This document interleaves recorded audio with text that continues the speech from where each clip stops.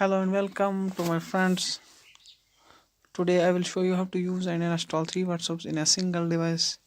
First you need to download the WhatsApp from Play Store. This is the first WhatsApp I have already downloaded and the second WhatsApp Business.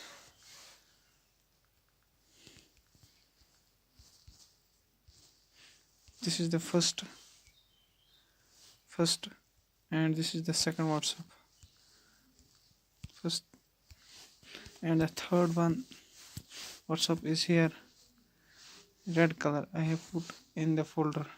If anyone wants to download and install the third WhatsApp in the device, he can comment in the comment box and share and subscribe my channel for latest updates.